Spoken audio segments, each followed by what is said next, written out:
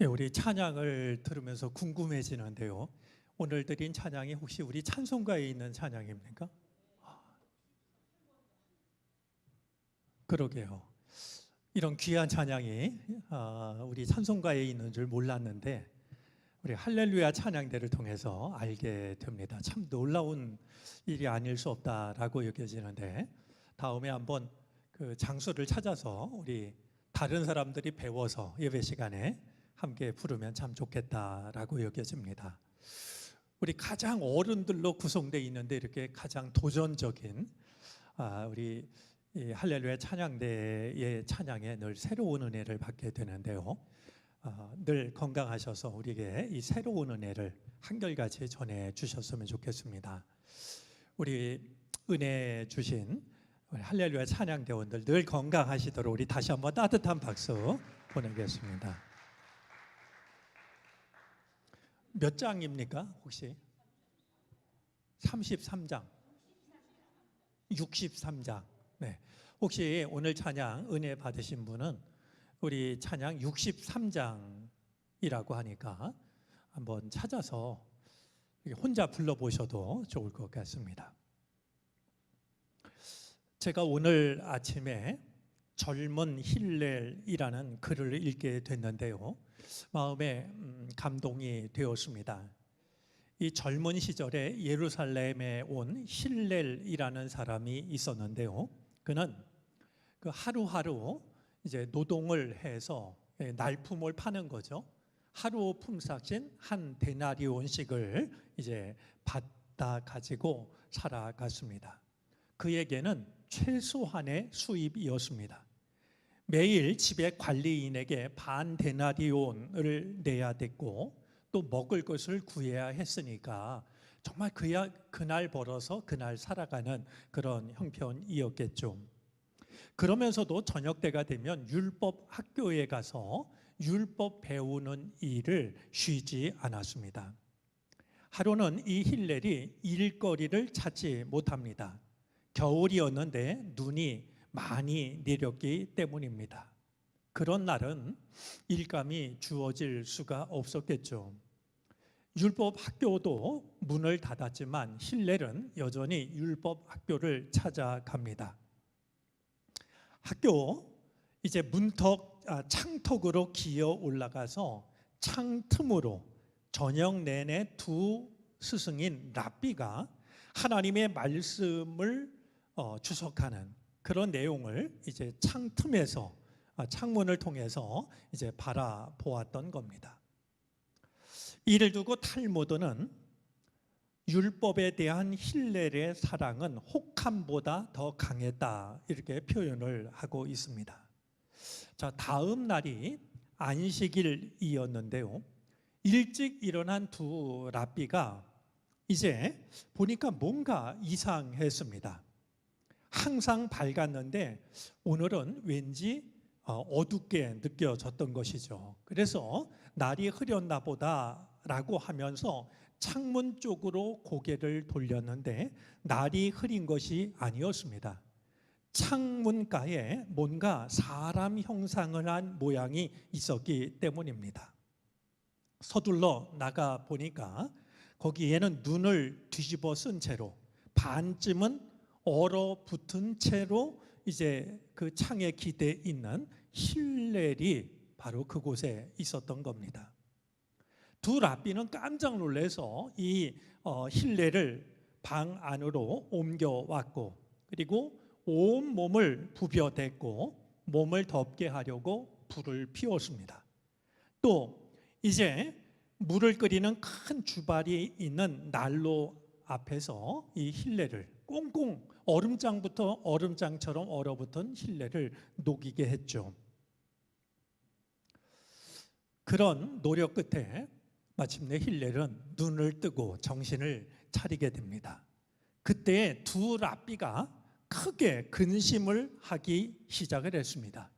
왜냐하면 그들은 자신도 모르는 채 안식일법을 4가지나 어겼다라는 사실을 알게 되었기 때문입니다.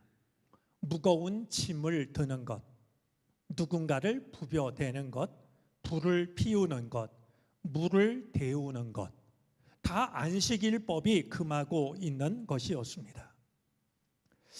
이제 이 서기관 학교에서는, 율법 학교에서는 이 문제를 두고서 토론을 했습니다.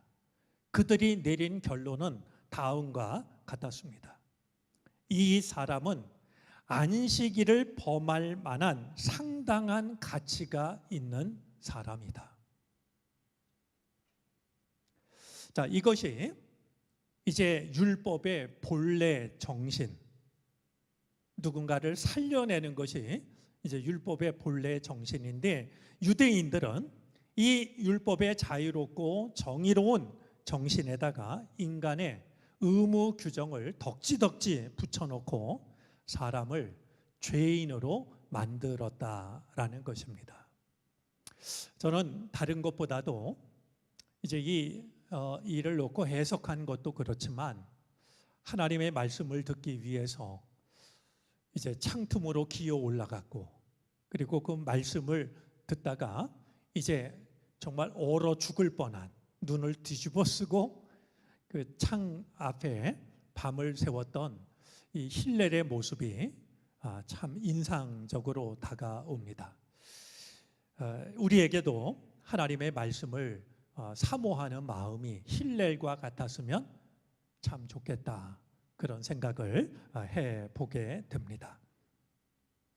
자, 우리 지난 시간에 이 반모섬에 갇힌 요한이 성령의 감동이 되었을 때 자기 뒤에서 나는 주님의 음성을 큰 나팔 소리처럼 들었다라고 하는 것과, 그 나팔 소리와 같은 말씀이 7 교회에 편지를 써서 보내라라는 말씀이었다라는 것을 통해서, 아무리 반모섬과 같은 고난의 상황이라 할지라도 우리는 주님의 음성을 들을 수 있다라고 하는 것, 유배지에서 강제 노동에 시달린다 할지라도 하나님의 사명이 주어질 수 있다라고 하는 것, 우리 두 가지를 우리가 생각을 했었습니다.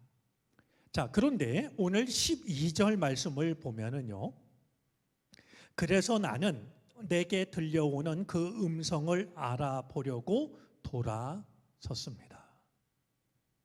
자, 뒤에서 들려온 큰 음성을 들었던 이 요한이 이제 몸을 돌이켜서 내게 들려오는 그 음성을 알아보려고, 무슨 얘기겠습니까? 지금 이 말씀을 누가 하는지를 알아보려고 몸을 돌이켰다는 겁니다.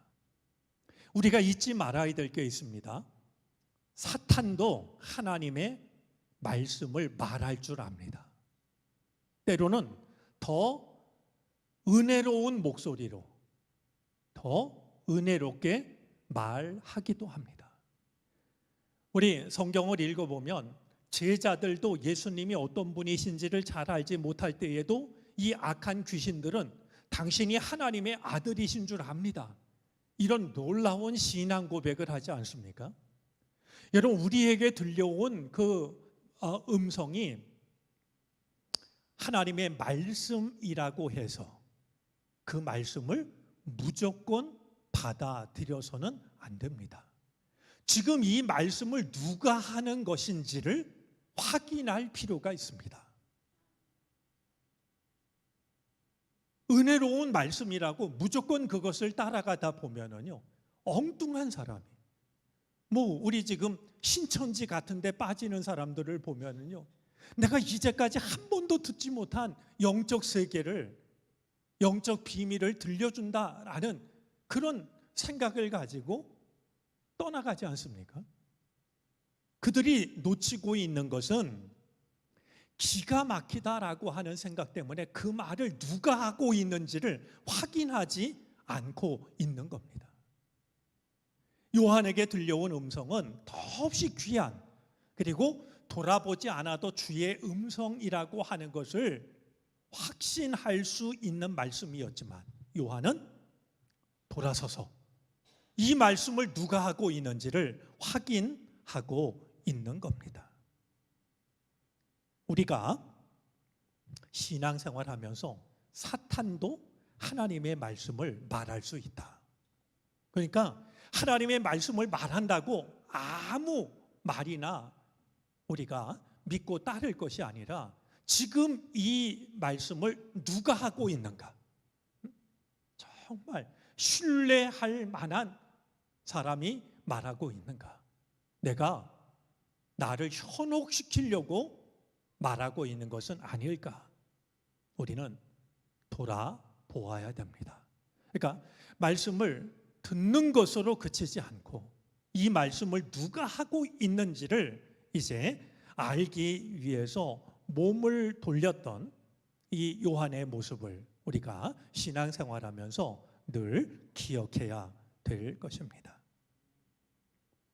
자, 이제 몸을 돌이켰을 때 돌아서서 보니 뭐가 보입니까?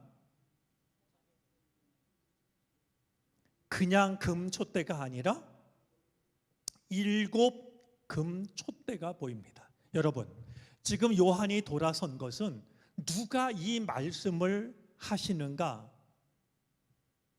내게 들려온 그 말을 한 사람을, 말을 한 존재를 확인하기 위해서 돌아섰는데요, 어떤 누가 보였던 것이 아니라요, 7 금촛대가 보입니다.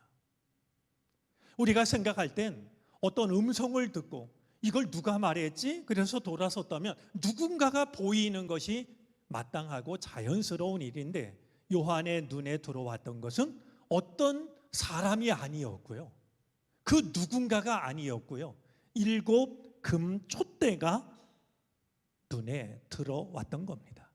음성의 주인공이 아닌 7 금촛대가 들어왔던 것이었어요. 자, 7 금촛대는요, 유대인들이 메노라라고 부르는 7 금촛대를 떠올리게 합니다. 여러분들 성지순례 하다 보면 이렇게 7 촛대 이렇게 선물로 살 때가 있는데, 유대인들은 그것을 메노라라고 이렇게 불렀습니다.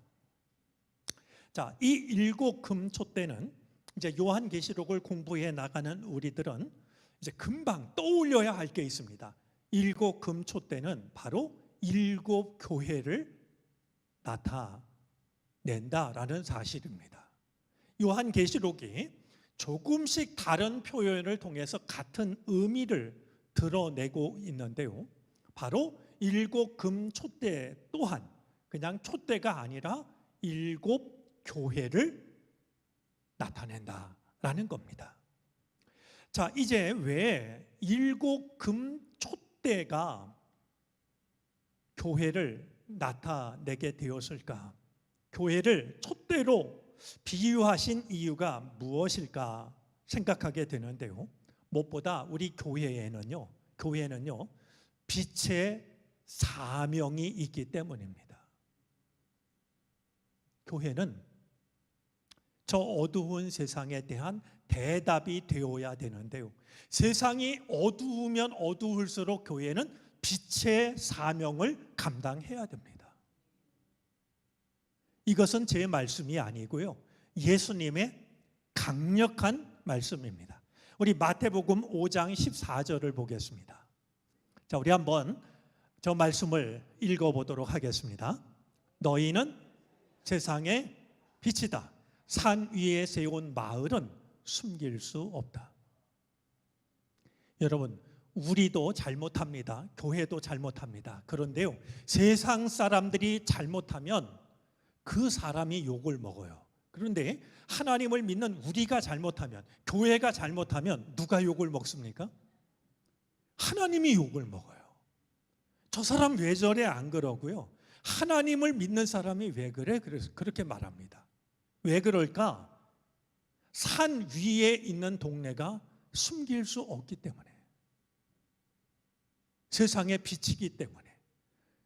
여러분, 어둠 속에서 어떤 일이 일어나는지는 알 수 없지만 어둠 속에 있는 사람들에게는요, 빛 속에서 일어나는 일이 대부분 눈에 보인단 말이에요. 그러니까 똑같이 잘못을 해도 믿는 자들이 잘못하면 잘못한 사람이 아니라 이 하나님 욕을 먹이는 게 된다. 제가 단강에서 목회할 때 동네 할아버지가 교회에 나오셨어요. 놀라운 일이어서 어떻게 교회에 나오시게 됐냐 할아버지랑 얘기를 했더니 이 할아버지가요 이런 얘기를 하세요. 자기가 가만히 보니까요 사람들이 잘못하면 다 그 사람 욕을 하는데 하나님을 믿는 사람이 잘못하면 하나님 욕을 하더라는 거예요. 이게 할아버지가 생각할 때는 정말 사람들의 마음속에 하나님이 최고의 신이라고 하는 그런 마음이 있는 거구나. 여러분 시골에 계신 할아버지가 이 생각을 하고 교회에 나오셨다니까요. 왜 교회를 촛대에 비유했을까? 바로 교회에는 빛의 사명이 주어져 있기 때문입니다. 우리 빌립보서 2장 15절 말씀도 한번 보겠습니다. 한번 같이 읽어볼까요?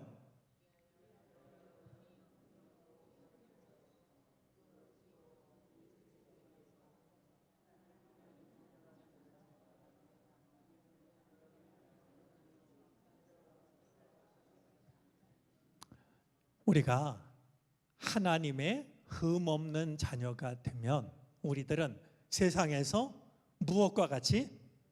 별과 같이 빛날 것이다. 성경은 끊임없이 하나님을 믿는 우리를 두고서 별처럼 빛나는 존재, 또 이제 세상을 밝히는 빛이라고 이렇게 말씀을 하고 있는 겁니다. 자, 그런데요, 이제 오늘 말씀 중에 우리가 눈여겨봐야 될 게 두 가지가 있습니다. 하나는 금촛대입니다.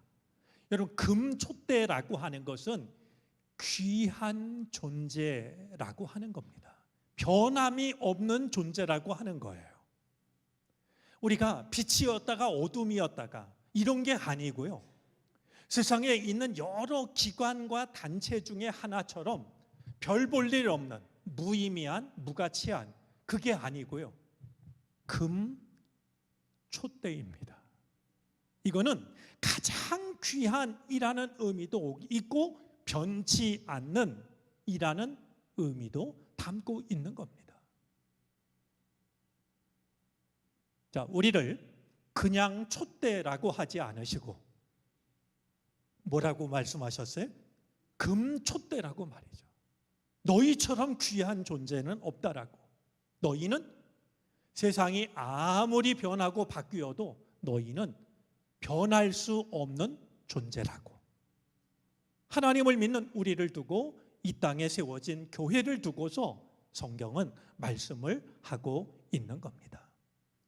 자, 그런데요, 오늘 13절 말씀을 보면은요, 그 촛대 한가운데 인자와 같은 분이 계셨습니다.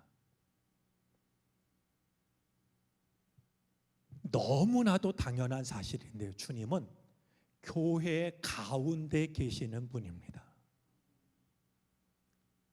이 요한이 성령께서 그와 함께 하실 때 믿음의 눈을 뜨게 되는데요, 믿음의 눈을 떠서 주의 음성을 듣고 이걸 누가 말씀하시는가 돌아보았더니 7 금촛대가 보이는데 7 금촛대만 보이는 게 아니라 그 한가운데 계신 인자 같은 분을 보게 됩니다.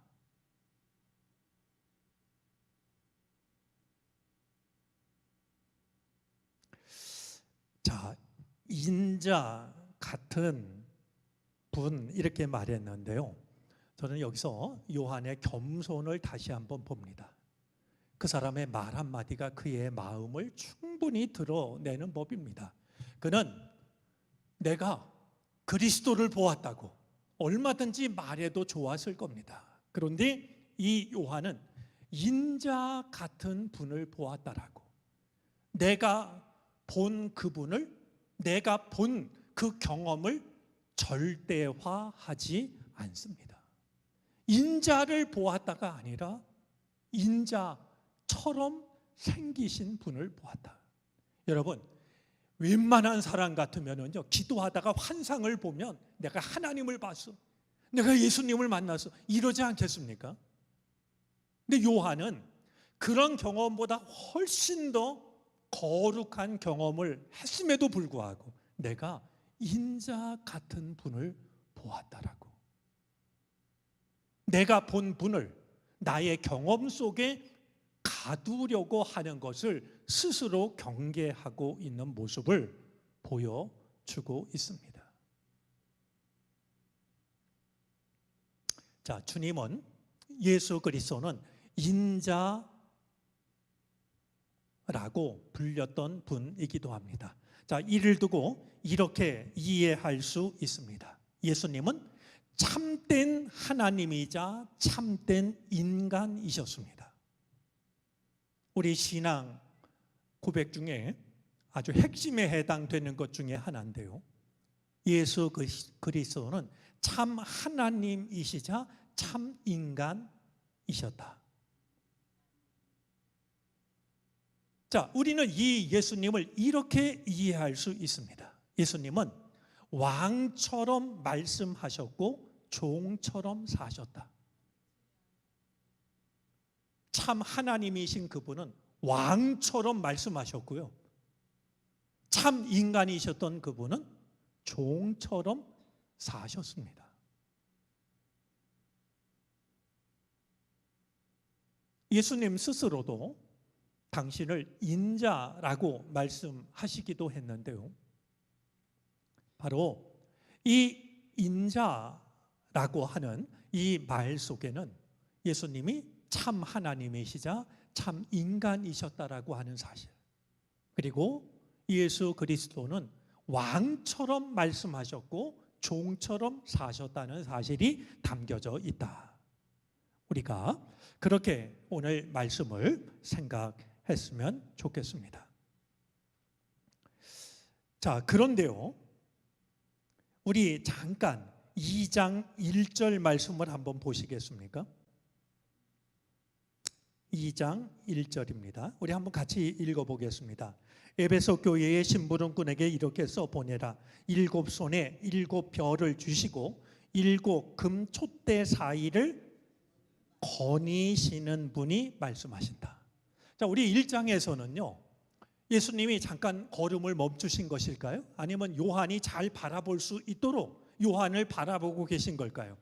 7 금 촛대 한가운데 계신 예수님을 보았는데요, 2장에 가서 그 예수님은 7 금 촛대 사이를 거니시는 분으로 말씀을 하고 있습니다. 주님은 교회 한가운데 계신 분이기도 하고 교회와 교회 사이를 거니시는 분이기도 하다. 교회를 통해서 일하시는 분이시다 라고 하는 것을 우리는 함께 생각할 수 있습니다. 자, 또 하나, 금촛대 중에 그냥 금촛대가 아니라 7 금촛대인데요, 7이라는 말은 7 교회를 상징한다라고 말씀을 드렸는데요, 또 한 가지 7이라는 말이 의미하고 있는 것이 있습니다. 여러분, 이 복음은요, 우리를 언제나 혼자 내버려 두기를 원하지 않으십니다. 여러분, 오늘 말씀은요, 세상에서 본 적 없는 가장 큰 금촛대 앞에 계셨다, 이렇게 말할 수도 있었을 겁니다. 그런데 주님은 7 금촛대 가운데 계십니다. 무슨 말씀이냐 하면은요, 죄는, 그리고 악한 영은 우리를 늘 분리시키려고 합니다. 하나님과 나 사이를 분리시키려고 하고요, 믿는 사람과 믿는 사람을 분리시키려고 합니다. 그런데 주님은 우리를 하나 되게 하십니다. 하나의 촛대 앞으로 우리를 촛대 앞에 계신 것이 아니라요, 7 촛대 한 가운데 계십니다. 여러분 생각해 보세요. 저도 그런 생각이 들 때가 없지 않아 있는데요, 보면 믿는 사람들에게 실망이 되고 교회에 대한 실망이 커지고, 그러면 어떤 생각을 합니까? 내가 다 그냥 마음에 안 드니까 내가 내 신앙 혼자 지켜야지. 이런 생각 들 때가 있지 않습니까? 그런데 그것은 주님의 마음이 아니라고 하는 겁니다. 주님이 이 요한 앞에 나타난 것은 하나의 촛대 앞에 나타난 게 아니라 7 금 촛대 한가운데 나타나신 겁니다. 이런 요한의 시대만 생각해도요, 함께 모여 예배를 드린다라고 하는 것은 굉장히 위험한 일이었습니다. 박해를 받는 시절인데 믿는 자들이 모여서 예배하다가 성경 공부하다가 들키면 그야말로 밤모섬으로 끌려가고 아니면 처형을 당하고. 제가 독일 살 때요,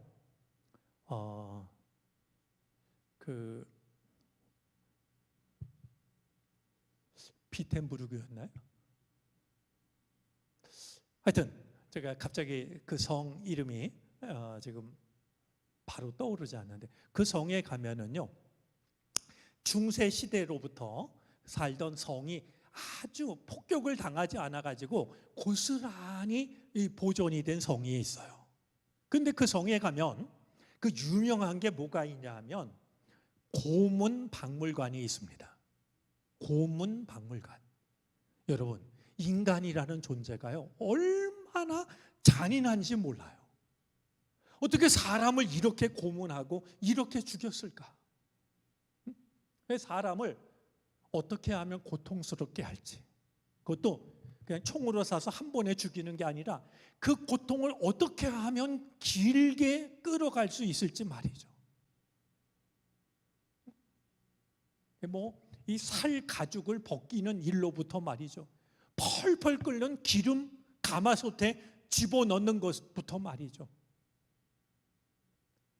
실제로 일어났던 그 일들을 말이죠, 인간이 어떤 고문을 행했는지. 그런데 그걸 보면서 정말 마음이 아팠던 것은요, 거기 나와 있는 그 고문 기구들 그리고 고문 방법들, 아마 가장 많은 고통을 당했던 이들은 그리스도인들이었을 거예요.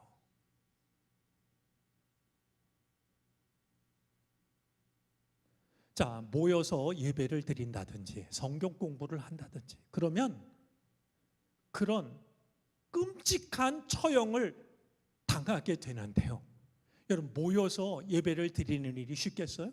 혼자 신앙을 지키기가 훨씬 더 쉬웠을 거예요. 그런데 그런 시절에 요한 앞에 나타난 예수님께서는 하나의 촛대 앞에 서 계신 게 아니라 7 촛대 한가운데 계세요.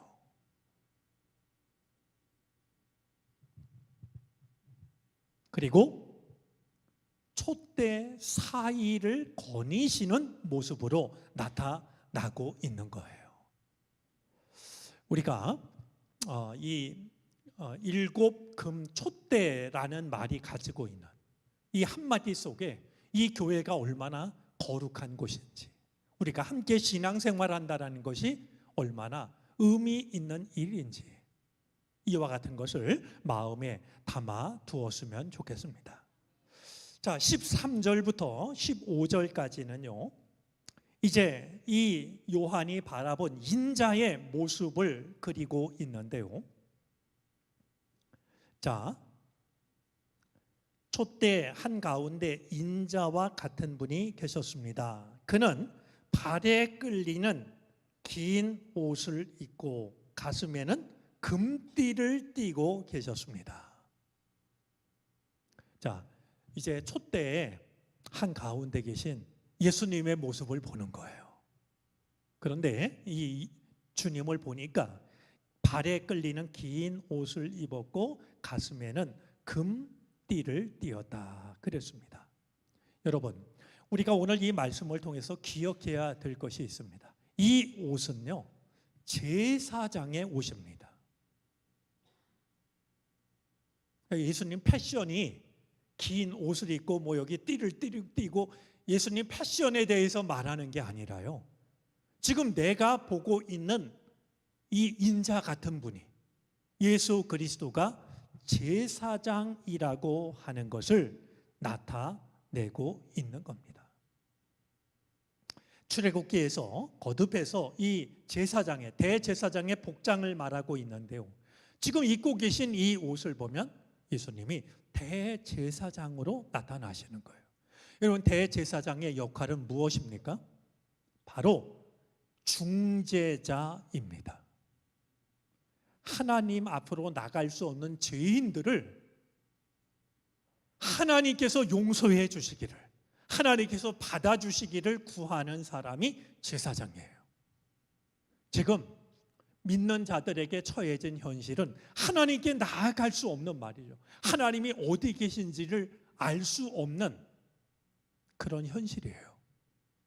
그런 현실 속에 주님은 어떤 모습으로 찾아오시냐면 제사장의 모습으로 찾아오셔서 멀어졌던 하나님과 우리와의 관계를 회복시켜 주시는 분으로 찾아오셨다라는 겁니다.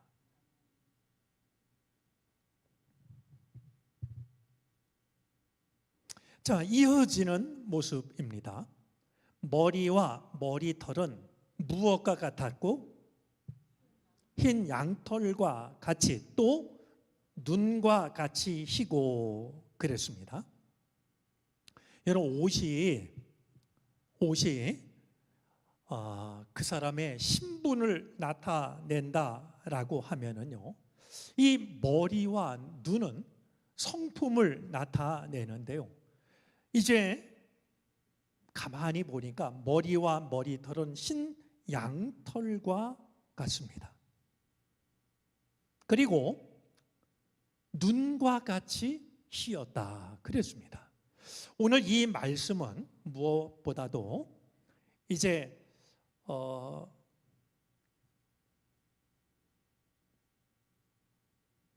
예수님께서 그 머리가 양털처럼 아니면 눈처럼 희셨다라는 건데요.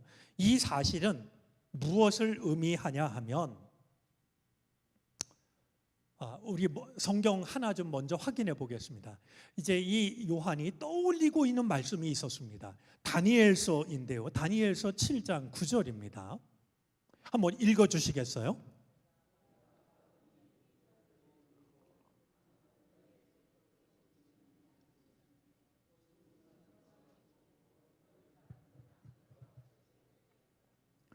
네. 지금 요한은 이 다니엘이 보았던 거룩하신 분에 관한 내용을 마음에 담고 있었을지도 모릅니다. 지금 이 요한이 보고 있는 이 주님의 모습은 이 구약시대 다니엘이 본 거룩하신 하나님의 모습이기도 했습니다. 그런데 머리가 양털처럼 흰 눈처럼 희었다라고 하는 것은 다름 아니라 우리를 용서하시는 분임을, 예수 그리스도가 인자 같은 그분이 제사장일 뿐만 아니라 우리의 죄를 용서하시는 분이라고 하는 것을 드러내주고 있습니다. 자, 우리 이사야서 1장 18절 말씀 한번 같이 보겠습니다. 한번 읽어볼까요?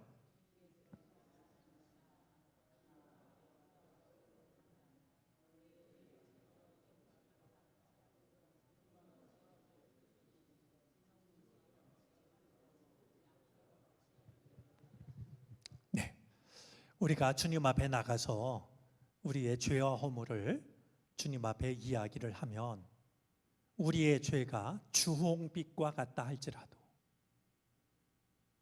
눈과 같이 희어질 것이며 진홍빛과 같이 붉어도 양털과 같이 희어질 것이다. 그 주님의 그 머리가 양털 같았다, 흰눈 같았다라고 하는 것은 그분이야말로 우리의 죄를 용서해 주시는 분이다. 그리고 그분은 아무 죄가 없으신 분이다 라고 하는 것을 전해주고 있는 겁니다. 자, 이번에는 그 눈이 주님의 눈을 보는데요. 눈은 무엇과 같았고 했습니까? 주님의 눈이, 인자의 눈이 불꽃과 같았다 그랬습니다. 여러분, 불꽃과 같다라고 하는 것도 두 가지 의미를 생각하게 하는데요. 불꽃과 같은 눈은 첫 번째로는요, 꿰뚫어 보신다라는 뜻입니다. 우리는 겉모습만 봅니다. 그런데 주님은 불꽃 같은 눈으로 우리를 꿰뚫어 보십니다. 우리말에 속아 넘어가는 분이 아니라고 하는 거예요. 그것을 불꽃 같은 눈이라는 표현은 말해주고 있는 거죠. 자, 그러나 또 한 가지 의미가 있는데요. 불꽃 같은 눈은 부정한 것을 태우시는 눈입니다. 그러니까 우리를 꿰뚫어 보시고 우리의 잘못을 끄집어내서 우리를 벌하시는 그 눈이 아니라 우리의 모든 것을 꿰뚫어 보시면서도 우리의 부정한 것을 태우시는 말이죠. 주님의 성품을 말하고 있는 겁니다. 자, 15절입니다. 발은 풀무불에 달구어 낸 노새와 같고 음성은 큰 물소리와 같았습니다. 자, 발을 보니까 풀무불에 달구어 낸 노새와 같았다. 자, 이 말씀은요, 저는 분명히 그랬을 거라고 생각하는데 지금 이 요한이 어떤 말씀을 떠올렸을까 생각하면 다니엘 2장 말씀을 떠올렸을 거라고 생각합니다. 다니엘 2장에 보면은요, 느부갓네살 왕이 어느 날 꿈에 거대한 신상을 봅니다. 그런데 이 신상의 모습을 기록하고 있는데요, 참 기가 막힙니다. 거대한 신상을 보는데 머리는 정금으로 되어져 있습니다. 금으로 되어져 있어요. 그리고 가슴과 팔은 은으로 되어져 있습니다. 그리고 배와 넓적다리는 노수로 되어져 있습니다. 그리고 종아리는 철로 되어져 있습니다. 여러분, 지금 이 모습을 생각하면 세상에 이 신을 대항할 존재는 누구도 없다라고 여겨집니다. 그런데요, 이 신상은 결정적인 약점이 있었는데 다름 아니라 발입니다. 이 신상의 발은 철과 진흙이 뒤섞여 있습니다. 자, 철과 뭐가 섞여 있다고요? 진흙이. 그러니까 머리는 정금으로부터 말이죠, 정말 대단한 모습을 하고 있는데 문제는 이 발이 말이죠, 철하고 진흙하고 섞여 있어요. 자, 그때 이제 어떤 일이 일어나는지 한번 말씀을 통해서 확인해 보겠습니다. 다니엘서 2장 34절 35절인데요. 자, 우리 한번 같이 읽어 보겠습니다.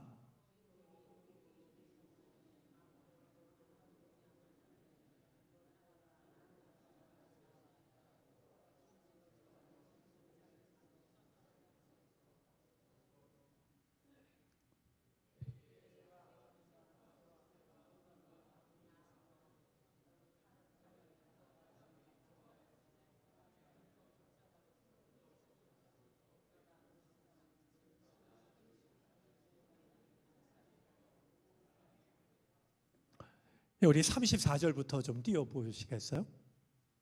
지금 다니엘이 이 느부갓네살 왕이 본 꿈 이야기를 하는 건데요, 임금님이 보고 계시는 동안에 아무도 돌을 떠내지 않았는데 이 돌이 어디서 왔는지 모르는데 돌 하나가 난데없이 날아들어서 쇠와 진흙으로 된 그 신상에 어디를 칩니까? 발을 치는 거예요. 가장 강해 보이지만 가장 약한 발을 쳐서 부러뜨리게 되는데요, 그러자 35절입니다. 그때에 쇠와 진흙과 노쇠와 은과 금이 다 부서졌으며, 여러분, 쇠와 진흙으로 된 발만 부서진 게 아니라요. 우리 인간도 그렇지만 이 발이 부서지면 온몸이 쓰러지는 거 아니겠습니까? 쇠, 진흙, 노쇠, 은, 금이 다 부서졌는데 여름 타작마당의 겨와 같이 바람에 날려가서 흔적도 찾아볼 수 없게 되었습니다. 세상의 우상이 어떤 존재인지를 말하고 있는 겁니다. 자, 그런데 이 요한이 인자 같은 주님의 모습을 보니까 발이 무엇으로 되어 있어요? 발이 풀무불에 달구어낸 노쇠와 같았다. 이렇게 말합니다. 자, 이 노쇠라는 것은요, 우리가 청동이라고도 부르고 노시라고도 부르는데요, 이거는 철과 구리를 합해서 만든, 그냥 하나로 만든 게 아니라요, 철과 구리를 합한 겁니다. 그래서 철은 강하고 구리는 휘어지는 서로의 장점을 모아 만든 재료인데요, 그래서 이 발이 철의 강함과 구리의 내구성이 그리고 활동성이 이제 보존이 된다라고 말이죠. 주님의 발은 강하고 얼마든지 움직이시기에 불편함이 없다라는 사실을 말하고 있는 겁니다. 자, 그런 점에서 이 주석 같은 발이라고 하는 것은 힘과 안정성, 승리자를 나타내는 말이 됩니다. 주님의 발이 주석과 같았다라는 것은 주님의 발이 능력이 있고 또한 넘어지지 않고 또한 승리하시는 분의 발이라는 사실을 말하고 있는 것이죠. 자, 그런데 그분이 말하시는 그 음성이 우리 11절인가요? 거기서도 확인했습니다만 이제 큰 나팔 소리 같았는데요, 오늘 15절 말씀해 보니까 많은 물소리 같은 음성은 큰 물소리와 같았다. 이 말은 권위와 위력을 나타내는 말입니다. 주님의 말씀은 권위가 있고 주님의 말씀은 힘이 있다라고 하는 것이죠. 자, 우리 이 요한이 반모섬에서 내게 들려오는 그 음성이 누가 말씀하시는 걸까? 뒤돌아보았고 그때 7 금촛대 한가운데 계신 인자 같은 분을 보았고 그 인자가 어떤 분인지를 이제 기록해서 7 교회에 보내고 있는데요, 우리도 다시 한번 오늘 말씀을 통해서 우리가 믿는 예수 그리스도가 어떤 분이신지를 좀 구체적으로 하나하나, 예수님이 이런 분이시구나, 내가 믿는 예수님이 이런 능력을 가지고 계시구나 하는 것을 마음에 담아두는 시간이 되어졌으면 좋겠습니다. 자, 우리 다음 시간에 다시 한번 말씀을 이어가도록 하겠습니다. 우리 교회